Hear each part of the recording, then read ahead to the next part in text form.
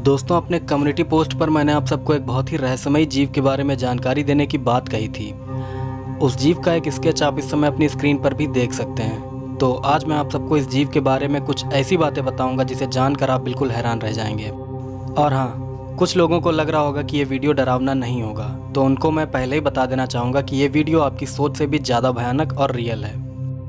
पर दोस्तों, वीडियो शुरू करने से पहले मैं अपने चैनल के सभी मेंबर्स को शाउट आउट देना चाहूँगा।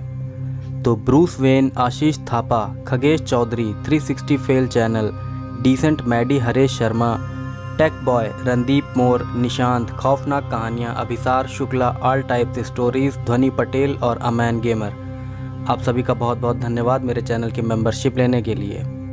तो अब आते हैं वीडियो पर। तो 14 जून साल 1969 को अमेरिका के टेनेसी राज्य के great smoky mountain national park से डेनिस मार्टिन नाम का एक 6 साल का बच्चा अचानक से गायब हो जाता है। वो बच्चा अपने पिता और दादा के सामने ही कुछ और दूसरे बच्चों के साथ लुका छुपी या हाइड एंड सीक खेल रहा था।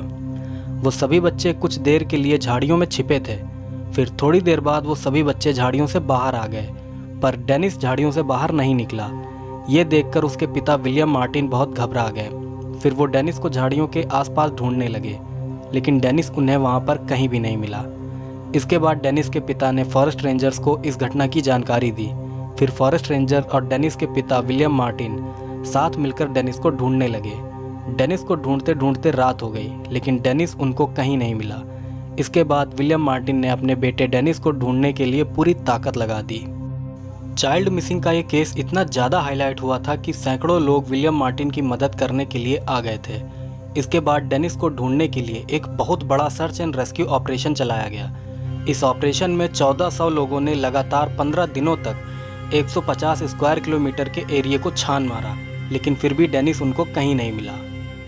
दोस्तों, इस पूरी घटना में एक ऐसा मोड़ भी था जो इस घटना को बहुत ही ज़्यादा रहस्यमय और भयानक बना देता है। दरअसल डेनिस के गायब होने वाली जगह से लगभग 8 किलोमीटर की दूरी पर एक और शख्स अपने बच्चे के साथ ट्रैकिंग के लिए आया हुआ था। उस दूसरे शख्स का नाम हैरोल्ड की था।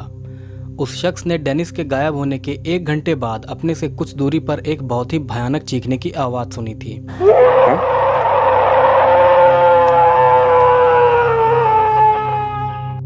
वो चीखने की आवाज़ बहुत तेज और बहुत ही अजीब थी। उस चीख को सुनते ही हैरोल्ड की ने अपनी नज़र उस तरफ घुमाई जहां से वो चीखने की आवाज़ आई थी। फिर नज़र घुमाते ही हैरोल्ड ने देखा कि एक बहुत बड़ा सा आदमी जैसा जीव, जिसके शरीर पर बड़े बड़े बाल निकले हुए थे, अपने कंधे पर लाल रंग की कोई चीज़ उठाए हुए जंगल में अंदर की तरफ भागा जा रहा था। ये सब देखने के बाद हैरोल्ड उस जगह से चला जाता है। फिर जब हैरोल्ड ट्रैकिंग करके वापस अपने घर आता है, तब उसे न्यूज़ के जरिए पता चलता है कि जब उसने उस अजीब जीव को जंगल में अंदर जाते हुए देखा था, उससे ठीक 1 घंटे पहले ही डेनिस मार्टिन नाम का एक बच्चा उसी नेशनल पार्क से गायब हो गया था। और हैरानी की बात तो ये थी कि जिस समय डेनिस गायब हुआ था, उस समय उसने लाल रंग की शर्ट पहन रखी थी। ये खबर पढ़ते ही हैरोल्ड को लगा कि शायद वो अजीब सा जीव ही डेनिस को उठाकर जंगल में भाग गया है। इसके बाद हैरोल्ड ने उस अजीब जीव को देखने की बात फॉरेस्ट रेंजर्स और पुलिस को बताई, लेकिन किसी ने भी हैरोल्ड की बात को सीरियसली नहीं लिया। ऐसा लग रहा था जैसे फॉरेस्ट रेंजर उस अजीब जीव को देखे जाने की बात सबसे छुपाना चाहते हों। फिर 1400 लोगों ने 15 दिन तक डेनिस को ढूंढने की बहुत कोशिश की, लेकिन वो डेनिस को नहीं ढूंढ सके। फिर 15 दिन बाद अचानक से FBI ने इस केस को अपने हाथ में ले लिया और सभी लोगों को, यहाँ तक कि फॉरेस्ट रेंजर और पुलिस को भी वापस भेज दिया। इसके बाद great smoky mountain national park में ग्रीन बैरेट कमांडो को बुलाया गया। ग्रीन बैरेट कमांडो अमेरिका के सबसे खतरनाक कमांडो में से एक है। फिर 2 हफ्ते तक जंगल में रुकने के बाद ग्रीन बैरेट कमांडो और FBI वहां से चले गए। इसके बाद ये केस बंद हो गया। तो दोस्तों, अब मैं आपको इस केस के बारे में कुछ बहुत ही अजीब बातें बताता हूं जो कि मैंने बहुत सर खपा के पता करी हैं। सबसे पहली बात तो ये है कि जिस जीव को हैरोल्ड की नाम के शख्स ने देखा था, वो जीव कोई और नहीं बल्कि एक बिगफुट था। दुनिया भर की कई जगहों पर यह जीव आज भी रह रहा है। इस जीव को लोग अलग अलग नाम से जानते हैं, जैसे बिगफुट, सैस्क्वाच, स्नोमैन, यति या फिर फेरल वाइल्ड मैन। इंडिया में भी हिमालय पर यति को देखे जाने की बहुत सी घटनाएं हो चुकी हैं, और अमेरिका में तो अमेरिकी सरकार को इस जीव के होने की जानकारी बहुत पहले से है। एक और बात कि डेनिस मार्टिन नाम के बच्चे को यही फेरल मैन या बिगफुट उठाकर ले गया था। उस फेरल मैन या बिगफुट ने डेनिस को खा लिया था। नॉर्मली ये बिगफुट इंसानों से दूर ही रहते हैं, पर कभी कभी कुछ बिगफुट इंसानों पर हमला कर देते हैं। ऐसे ही एक बिगफुट ने डेनिस का अपहरण करके उसे खा लिया था। इस घटना के बहुत ज़्यादा हाईलाइट हो जाने की वजह से ही FBI ने इस केस को अपने हाथ में लिया था और FBI ने ग्रीन बैरेट कमांडो लगाकर कई वाइल्डमैन या बिगफुट को मार डाला था। FBI को डेनिस मार्टिन की हड्डियां भी मिली थी, लेकिन FBI ने वो हड्डियां डेनिस के परिवार वालों को भी नहीं दी थी।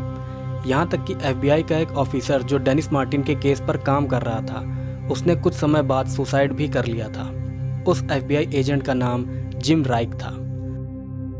दोस्तों, मैंने आपको इस केस के बारे में इसलिए बताया क्योंकि ये केस बहुत ही ज़्यादा फेमस और बहुत ज़्यादा रहस्यमयी है। आप आसानी से इस केस के बारे में गूगल पर जानकारी पा सकते हैं। वैसे अपने वीडियो के डिस्क्रिप्शन में मैं आपको एक वीडियो का लिंक दे दूंगा। उस वीडियो के थ्रू आप डेनिस मार्टिन के केस को अच्छे से समझ सकते हैं। तो अभी तक मैंने आपको जानकारी दी डेनिस मार्टिन के केस की, और अब मैं आपको बताता हूँ फेरल मैन या बिगफुट के बारे में।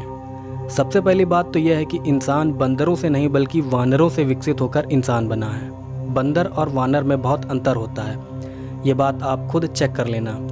बंदर कई तरह के होते हैं और वानर भी कई तरह के होते हैं। ज़्यादातर बड़े साइज के वानर अब विलुप्त हो चुके हैं, पर उनमें से भी सिर्फ एक ऐसा वानर है जिसका हुलिया और कदकाठी यति या बिगफुट से मिलता जुलता है, और उसका नाम है जाइगेंटोपिथेकस।